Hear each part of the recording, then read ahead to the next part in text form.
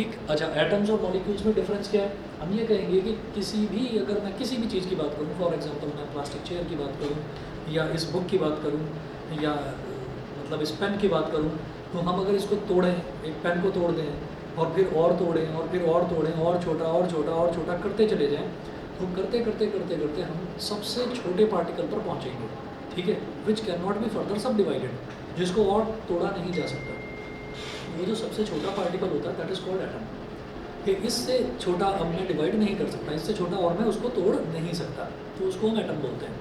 तो अब आप ये देखिएगा कि जो ये एटम होता है, अगर हमने एक या दो एटम को ज्वाइन कर दिया, जैसे अगर मैं बोलूँ कि मेरे पास ऑक्सीजन है ना, या सोडियम है, कुछ भी आपने किसी भी एलिमेंट का आप नाम लो, ऑक्सीजन, सोडियम, पोटेशियम, कार्बन, कुछ भी। तो अगर मान लीजिए मैंने बात करी ऑक्सीजन की, तो अगर मैं लिखता हूँ O, इस O का मतलब क्या है? ऑक्सीजन, ठीक है। और अगर सिर्फ ऑक्सीजन लिखा हुआ है तो अगेन इसका मतलब क्या हो गया कि ये ऑक्सीजन का एक एटम है ना। और इसी तरीके से अगर मैं लिख देता हूँ O2, तो O2 का मतलब क्या है? इसको मैं बोलूँगा ऑक्सीजन मॉलिक्यूल, ऑक्सीजन मॉलिक्यूल। तो यहाँ मैं क्या समझाना चाह रहा हूँ? हाँ जी। जैसे पोटेशियम है तो उसमें एक ही एटम होता है, तो उसके मॉलिक्यूलर एटम में कोई डिफरेंस? कोई डिफरेंस नहीं, कोई डिफरेंस नहीं। तो जब हम ये कहते हैं कि हमने कोई दो एटम लिए और दो एटम्स को ज्वाइन कर दिया, है ना, तो वो जो दो एटम्स जुड़ते हैं, तो दो एटम्स के जुड़ने से जो नई चीज़ बनती है that is called a molecule. तो एटम्स के जुड़ने से मॉलिक्यूल बनता है, इसका मतलब मॉलिक्यूल एटम के कंपैरिजन में थोड़ा सा बड़ा है। समझ गए मेरी बात? समझ गए? तो दो एटम्स के जुड़ने से मॉलिक्यूल बनता है। अब वो जो दो एटम्स हैं वो सेम एलिमेंट के भी हो सकते हैं, वो डिफरेंट एलिमेंट के भी हो सकते हैं। फॉर एग्जाम्पल, एक एलिमेंट है हाइड्रोजन और एक एलिमेंट है क्लोरीन। अगर मैं हाइड्रोजन और क्लोरीन दोनों को ज्वाइन कर दूं तो क्या बन जाएगा? HCl। HCl is called hydrochloric acid, hydrochloric acid बोलते हैं। तो यहाँ पर क्या है, ये जो HCl है इसको भी मैं बोलूँगा कि ये हाइड्रोजन और क्लोरीन का एक मॉलिक्यूल बन गया। तो एक एटम हाइड्रोजन का लिया, एक एटम क्लोरीन का लिया और ज्वाइन कर दिया, ठीक है। हमें इस चैप्टर में और इससे अगले वाले चैप्टर में ये भी देखना है कि एलिमेंट्स को कंबाइन करके कंपाउंड्स किस तरीके से बनाए जाते हैं, ठीक है। ये है सिलेबस में, मैंने अभी भी चेक करा। हाँ, वैलेंसीज उनकी क्रॉस ओवर करके लिखी जाती हैं, और कोवेलेंट कंपाउंड कैसे बनते हैं एंड इलेक्ट्रॉन्स की शेयरिंग कैसे होती है। बड़ी इंटरेस्टिंग चीज़ है। आप ये देखिए, जैसे आपको रटने वाला था ना मैटर में, इस मैटर अराउंड अस प्योर में, यहाँ रटने वाला नहीं, समझने वाला बहुत ज़्यादा है। तो हम ये कहेंगे कि सबसे छोटा जो पार्टिकल होता है किसी भी मैटर का दैट इज़ कॉल्ड एटम, और जो मॉलिक्यूल होता है, मॉलिक्यूल क्या होता है कि आपने एक एटम, दो एटम, तीन एटम या 10 एटम को भी ज्वाइन कर दिया तो that is called a molecule, ठीक है। Different kinds of atoms and molecules have different properties. अलग अलग तरीके के जो एटम्स और मॉलिक्यूल्स हैं उनकी प्रॉपर्टीज़ भी अलग अलग होती हैं, और फिर उनके जुड़ने से जो मैटर बनता है, अब वो मैटर चाहे सॉलिड हो, मैटर क्या होता है? 3 ही तरीके का होता है या 5 तरीके का होता है? अरे बाकी की कौन से दो आ गए? नमस्ते, कहाँ रह गए थे? सर बहुत ट्रैफिक लग रहा है सर बाहर। अरे बंद तो कर दो उसको। और बैग कहाँ है तुम्हारा? अच्छा, सोसाइटी के अंदर ट्रैफिक? कहाँ से? अच्छा अच्छा, दूर से। तो जब हम ये कहेंगे कि जो मैटर है, हाँ मैटर होता है सॉलिड, लिक्विड, गैस, ठीक है। प्लाज्मा, प्लाज्मा के बाद BEC, हाँ वो साइंस्टीन कंडेंसेट, ठीक है। और सातवीं, छठी और सातवीं कौन सी होगी? पता नहीं भाई कौन सी नहीं फॉर्म रहेगी, ठीक है। ग्रुप पर डालना, ग्रुप पर डालना, बाकी सब बच्चों को भी पता चल गया भाई 7 होते हैं मैटर, है ना। तो जरा देखिएगा, क्या हम बात करते हैं मेजरली, हम 3 स्टेट्स ऑफ मैटर की बात करेंगे, सॉलिड, लिक्विड और गैस की। तो भाई अगर सॉलिड है तो सॉलिड के जो एटम्स हैं वो सॉलिड के टाइप के हैं, ठीक है। जो लिक्विड है उसके जो एटम है वो लिक्विड के टाइप के हैं, यानी कि जो लिक्विड के एटम्स जुड़े हैं वो थोड़ा सा लूजली पैक्ड है। लिक्विड को लो और ऐसे फेंक दो तो चारों तरफ उसकी ड्रॉप्स फैल जाती है ना, फैल गया ना लिक्विड। सॉलिड को फेंको तो ऐसा थोड़ी है कि मेज के टुकड़े टुकड़े बिखर गए, मेज फेंक दिया आपने ना, कि क्या हुआ, वो फेंक दिया था मैंने, फैल गया, ठीक है। तो भाई कोई भी सॉलिड है वो सॉलिड है, रायता नहीं है कि फैल जाए, ठीक है। तो अब आप ये समझिए कि हम ये कहेंगे कि कोई भी जो एटम है या मॉलिक्यूल है वो डिपेंड करता है कि उसके मिलने से कौन सा मैटर तैयार हो रहा है, तो उसी तरीके से वो जुड़ेगा भी। आगे चलते हैं। अब देखिएगा लॉज ऑफ केमिकल कॉम्बिनेशन बड़ा इंपॉर्टेंट है और इंटरेस्टिंग भी है। क्या सर बार-बार ऐसे अजीब-अजीब बना के देखिए। कुछ करेंगे तुमने कुछ करा? सर ये ज़्यादा भाई हाँ पहले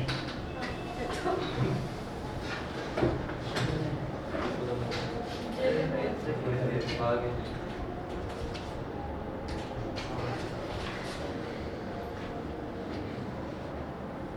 laws of chemical combination, laws of chemical combination का मतलब क्या है कि अगर कोई भी दो एलिमेंट्स जुड़ेंगे तो भाई जुड़ेंगे किस तरह से, कोई तो लॉ होगा, कोई तो नियम होगा।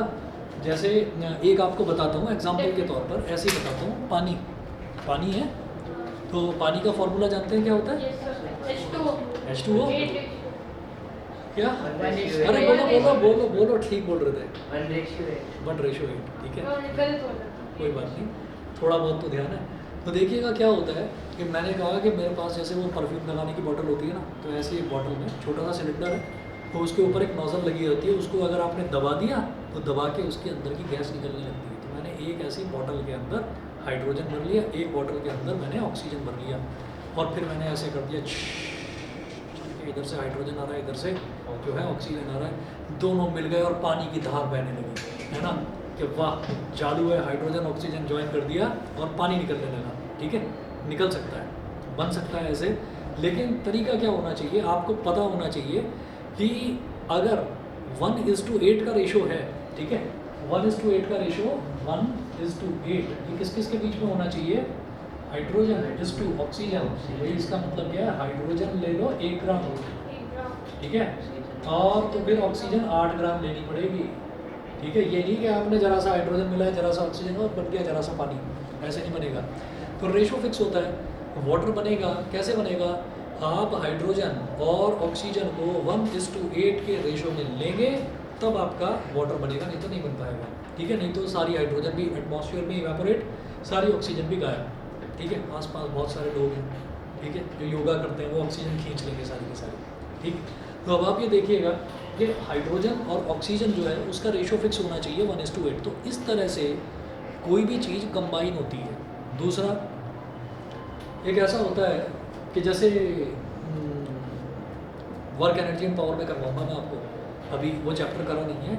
वर्क एनर्जी एंड पावर में ये करते हैं कि एनर्जी जो होती है ना, energy can not be created not destroyed, it can be just transformed from one form to another. Energy ना तो क्रिएट करी जा सकती है ना डिस्ट्रॉय करी जा सकती है। कुछ ऐसी ही कहानी यहाँ पर भी है कि कोई भी चीज़ ना ख़त्म करी जा सकती है ना पैदा करी जा सकती है। तो ये जो मैं लॉज ऑफ केमिकल कॉम्बिनेशन में देखूंगा कि जितने मैं रिएक्टेंट्स लूँगा ना, रिएक्टेंट्स का मतलब क्या होता है, हाइड्रोजन और ऑक्सीजन दे आर रिएक्टिंग, ये आपस में रिएक्ट करेंगे, फिर ये कंबाइन करेंगे, कंबाइन करके क्या बना देंगे, वाटर बना देंगे। ठीक, अच्छा, तो ये तो रेशो हो गया वाटर बनाने वाला। ऐसे ही एक और रेशो भी होता है, वो रेशो क्या होगा, तो रेशो मुझे ध्यान नहीं आ रहा है। हाइड्रोजन और ऑक्सीजन के जुड़ने से एक चीज़ और बनती है, H2O2। H2O2 इसको बोलते हैं हाइड्रोजन परऑक्साइड। अगर कभी कान में दर्द हो गया तो डॉक्टर के पास जाओगे, डॉक्टर सबसे पहले कहेंगे बेटा लेट जा, लेटने के बाद बेटा किस में दर्द है, इसमें दर्द है, वो 2-3 ड्रॉप डाल देंगे कान के अंदर, वो यही होती है हाइड्रोजन परऑक्साइड। तो कान में किसी भी तरीके की अगर कोई चीज़, कई बार ऐसा होता है कि कान में कोई कीड़ा चला गया है ना, और वो कीड़ा बाहर नहीं निकल पा रहा है, अब वो अंदर जमा हो गया, अब वो अंदर जमा हो गया तो वो दर्द कर रहा है फिर। ठीक है, क्योंकि कोई उसको फॉरेन पार्टिकल बोलते हैं। कोई भी बॉडी, कोई भी ऑब्जेक्ट अगर हमारी बॉडी के अंदर जा रहा है, जैसे मान लीजिए हम खाना भी खा रहे हैं ना, तो वो फॉरेन पार्टिकल है। फॉरेन का मतलब ये नहीं है कि वो विदेश से होकर आएगा तभी उसको फॉरेन पार्टिकल बोलेंगे। फॉरेन पार्टिकल का मतलब ये है कि मेरी बॉडी का हिस्सा नहीं था, रोटी का टुकड़ा जो मैंने खा लिया, ठीक है, तो इसलिए उसको फॉरेन पार्टिकल बोला जाता है। बॉडी उसको डाइजेस्ट कर लेती है और हमें एनर्जी प्रोवाइड करवा देती है। तो बॉडी के अंदर अगर कोई बाहर से चीज़ चली जाए तो that is termed as foreign particle. तो जनरली जो आपका जो कान वाले जो ENT स्पेशलिस्ट जो होते हैं, कान में अगर दर्द होता है तो वो सबसे पहले ये देखते हैं कि हो सकता है कान में कोई बाहर से कोई इन्फेक्शियस एजेंट चला गया हो, तो वो सबसे पहले लिटाकर हाइड्रोजन परऑक्साइड डालेंगे। हाइड्रोजन परऑक्साइड जो है वो धीरे धीरे धीरे धीरे फूल कर कान से बाहर निकल जाता है। फिर वो कहते हैं कान को ऐसे करना, तो अगर कुछ कचरा होगा वो निकल जाएगा कान से बाहर। तो ये एक बड़ा काम की चीज़ होती है। तो ये भी किससे बना, हाइड्रोजन और ऑक्सीजन के मिलने से। इसी तरीके से कार्बन और ऑक्सीजन के जुड़ने से CO2 बनता है, कार्बन डाइऑक्साइड, जिसको प्लांट्स एब्जॉर्ब करते हैं। CO भी बनता है। CO जानते हैं क्या होता है? CO कार्बन डाइऑक्साइड, CO2 होता है। CO carbon oxygen, carbon monoxide होता है, उसको कहते हैं कार्बन मोनोऑक्साइड। अच्छा याद रखना कि केमिस्ट्री में हम मोनो का मतलब बोलते हैं एक एटम, सिंगल एटम। जैसे मैंने बोला कि CO, तो CO के आगे कुछ भी लिखा हुआ नहीं है ना, O के आगे 1 लिखा हुआ है। अगर कुछ भी नहीं लिखा हुआ है तो 1 लिखा हुआ है। तो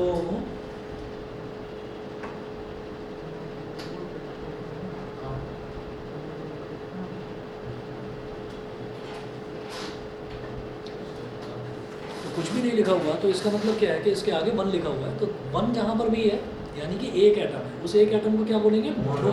मोनो।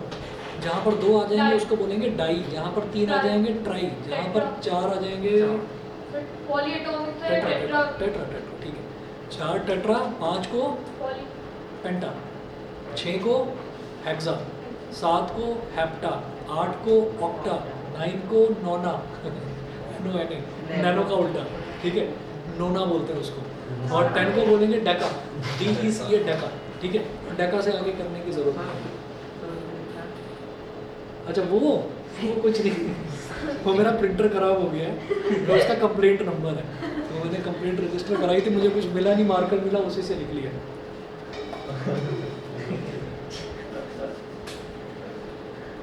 चलिए जी, तो अब हम बात कर रहे थे कि मतलब 2 तरीके के जो एलिमेंट्स हैं उनको कंबाइन करके अलग अलग तरीके के कंपाउंड्स बनाए जा सकते हैं। लॉज ऑफ केमिकल कॉम्बिनेशन लिखिएगा।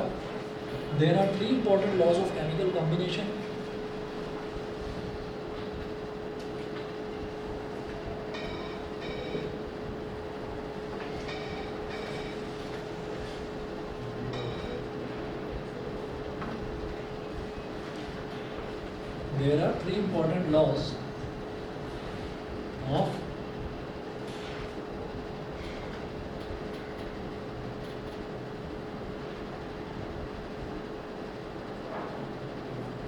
There are 3 important laws of chemical combination. First है law of conservation of mass or matter.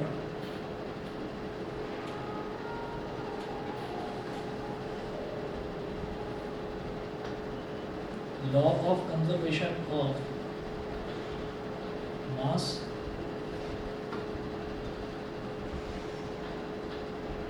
और matter.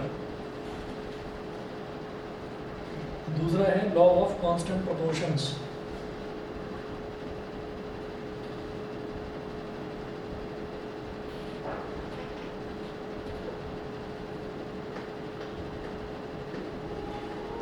Law of constant proportions.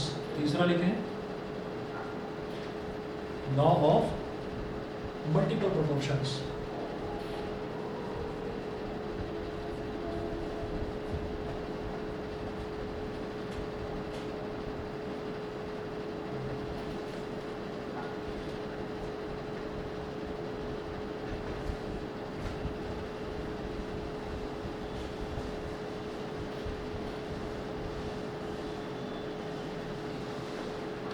law of conservation of mass, law of constant proportions, law of multiple proportions। तो law of multiple proportions पर यहाँ पर cross लगा लेना। अगर आपसे ये पूछा जाएगा कि आप ये बताइए कि लॉज ऑफ केमिकल कॉम्बिनेशन कितने तरीके के होते हैं, तो आप ये 3 टाइप्स बता देंगे, ठीक है। लेकिन डिटेल में हमको बस पहला और दूसरा करना है, तीसरा हमारे सिलेबस में नहीं है, ठीक है। तो पहले से स्टार्ट करते हैं, नोट करिएगा। लॉ ऑफ कंजर्वेशन ऑफ मास, दो ही दे रखा। वो NCERT में 2 ले रखे हैं, हाँ। तीसरा है ओके कोई बात नहीं। Law of conservation of mass,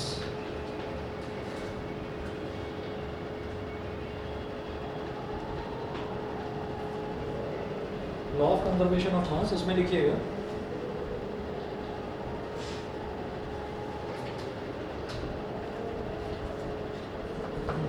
according to the law of conservation of mass,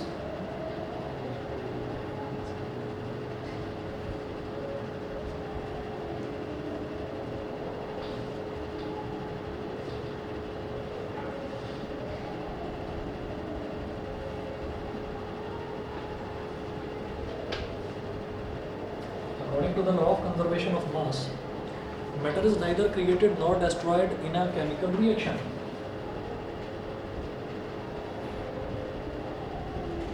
Matter, M-A-T-T-E-R, matter is neither created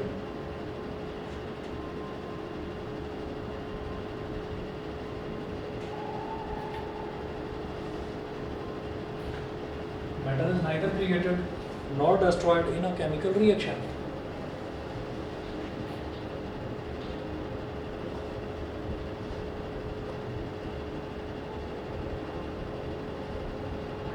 Neither created nor destroyed in a chemical reaction.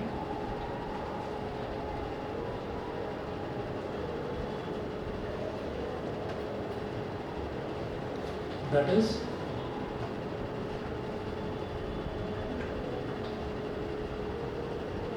mass of reactants.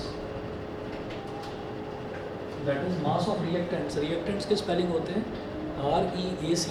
REACTANTS. Mass of reactants is equal to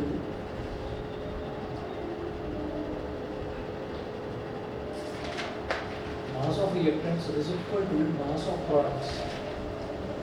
Mass of reactants is equal to mass of products. तो example,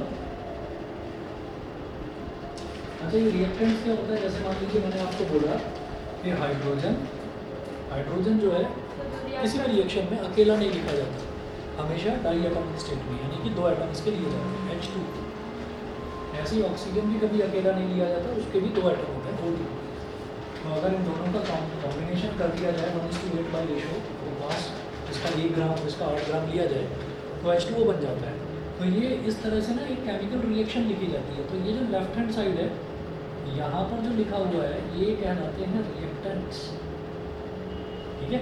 और arrow के right hand side में equality sign नहीं लगाएंगे यहाँ पर। Chemistry में equality sign का मतलब हो जाता है डबल बॉन्ड, ठीक है। तो आपको यहाँ पर एरो लगाना है। एरो का मतलब ये है कि इन दोनों के कॉम्बिनेशन से ये बन गया है। तो ये जो बना है एनीथिंग दैट इज प्रोड्यूस्ड, उसको क्या कहते हैं? प्रोडक्ट।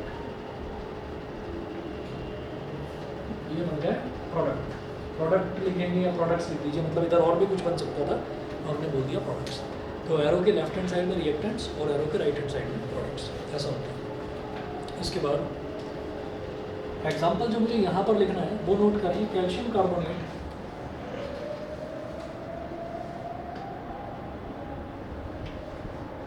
आप लोगों के स्कूल में व्हाइट बोर्ड है या ब्लैक बोर्ड है जो पढ़ाते हैं? White board. ब्लैक बोर्ड है, हाँ। ब्लैक बोर्ड वाइट वाइट है, ब्लैक बोर्ड है, ब्लैक बोर्ड है, सर दोनों ब्लैक बोर्ड है, ठीक है। सर ये चलिए, तो व्हाइट बोर्ड पर की तो कहानी अलग है। ब्लैक बोर्ड देखा है कभी, जिस पर चौक से लिखते हैं? ठीक है, हो गया। सर चौक कुछ समझाने की कोशिश कर रहा हूँ यार। यस सर चौक कैल्शियम कार्बोनेट पर चौक से लिखा जाता है, उस पर जो कैल्शियम कार्बोनेट करें, जो ब्लैक बोर्ड है उस पर चौक से लिखा जाता है, वो चौक इसी की बनती है, कैल्शियम कार्बोनेट, ठीक है। सर कुछ बच्चे होते हैं चौक खाने वाले। तो कैल्शियम कार्बोनेट जो है, सुनिए, कैल्शियम कार्बोनेट बॉडी के लिए हार्मफुल नहीं है, बॉडी के लिए हार्मफुल नहीं है, वो खा भी लेते हैं तो कोई दिक्कत नहीं। हमारे घर में ऐसा होता था। हाँ, किसी बच्चे को मजा आने लगता है, वो चौक खा लेते हैं। खुद तो सैनिटाइजर सूंघने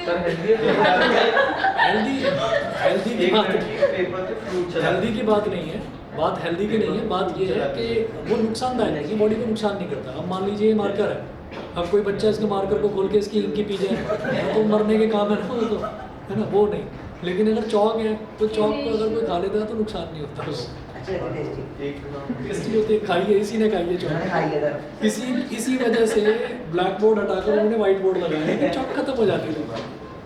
चलिए जी, कैल्शियम एरो पे आगे ये होने के उसके बाद क्या इसमें डाउट था। क्या डाउट है? सही, ये जो इक्वेशन है रिएक्टेंट्स का mass is equal to mass of products. Yes, तो अगर 1 ग्राम प्लस 8 ग्राम हो गया रिएक्टेंट्स का, तो 9 ग्राम वाटर बनता है। अभी रुक जाओ, मैं बताऊंगा, अभी आऊँगा उसको, ठीक है। तो कैल्शियम कार्बोनेट जो है, कैल्शियम कार्बोनेट को हमने क्या करा, क्या कर रहे हो तुम? पता नहीं इसका कैल्शियम कार्बोनेट को आपने क्या करा, आपने उसको गर्म करना शुरू कर दिया, हीट कर दिया। अब हीट जब आप उसको करेंगे तो वो 2 पार्ट्स में डिवाइड हो जाएगा, calcium oxide, calcium oxide calcium oxide plus carbon dioxide. Carbon dioxide को CO2 लिख दो सीधा सीधा, Yes, sir. Calcium oxide plus carbon dioxide. और इस रिएक्शन में ये देखा गया कि कैल्शियम कार्बोनेट हमारे पास ना 100 ग्राम था, 100 ग्राम। और जो कैल्शियम ऑक्साइड बना, कैल्शियम ऑक्साइड बन गया 56 ग्राम। और जो कार्बन डाइऑक्साइड है ये बना 44 ग्राम। 56 ग्राम बन गया और 44 ग्राम बन गया। तो हमने क्या करा कि यहाँ पर रिएक्टेंट के नाम पर बस एक ही चीज़ है। तो कई बार क्या होता है कि दो चीज़ें कंबाइन करके एक सिंगल चीज़ बनाती हैं, और कई बार क्या होता है एक सिंगल चीज़ डिकम्पोज हो जाती है। डिकम्पोज मतलब टूट जाती है ना, वो टूट कर 2 या 3 अलग अलग कंपाउंड्स बना देती है। तो यहाँ कैल्शियम कार्बोनेट टूट गया और टूट कर उसने कैल्शियम ऑक्साइड और कार्बन डाइऑक्साइड बना दिया। समझ रहे हैं? तो यहाँ पर मैं ये क्या देख रहा हूँ कि मास ऑफ रिएक्टेंट्स, तो एक ही रिएक्टेंट है, एरो से पहले जो लिखा हुआ है वो रिएक्टेंट है। तो mass of reactant is equal to क्या हो गया 100 ग्राम। एक तो ये हो गया मास ऑफ रिएक्टेंट। फिर बात करते हैं mass of product.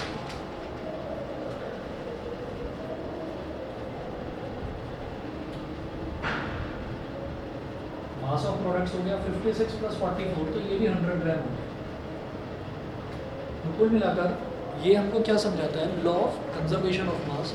Law of conservation of मास का मतलब क्या है कि ये एक लॉ है, ये जो मास है ना किसी भी रिएक्शन में मास जो है वो कंजर्व रहेगा, मतलब सेम रहेगा। तो जो इसमें लिखा हुआ है matter can not be created not destroyed, उसका मतलब ही ये, मैटर का मतलब ही मास होता है, ठीक। और अगर मास की डेफिनेशन देखेंगे तो उसमें भी ये होता है the quantity of matter contained in any object is called its mass. उसको मास बोलते हैं। तो मैटर मास एक ही बात है। तो वही इसमें लिखा हुआ है according to the law of conservation of mass matter is neither created not destroyed in a chemical reaction. 100 gram था तो जो बना ना उसका भी टोटल मास जो है वो 100 ग्राम ही रहा, कहीं डिस्ट्रॉय नहीं हुआ। और ऐसा भी नहीं हुआ कि 100 से बढ़कर 102 ग्राम हो जाए, तो क्रिएट भी नहीं हुआ मैटर, ना तो क्रिएट हुआ ना डिस्ट्रॉय हुआ। 100 था, 100 का 100 ही रहा, डिस्ट्रीब्यूट हो गया, कोई बात नहीं, ठीक है। आज इतना कर लीजिए, बाकी कल कराता हूँ। और सुनिएगा, मैंने थर्सडे का ऑफ रखा था तो मैं कल क्लास लूँगा। मैंने बोला था कि मैं कल क्लास लूँगा, तो कल इसी टाइम आना चाहोगे या सुबह आना चाहोगे? सुबह। किस टाइम आओगे? 11 बजे? ऐसा हाँ 9 बजे। हाँ 11 नहीं, 9 बजे बहुत जल्दी हो जाता है, 9 बजे बच्चे आए नहीं पाएंगे मुझे पता है। सर 9 बजे तो 1 मिनट रुक जाओ, ऑनलाइन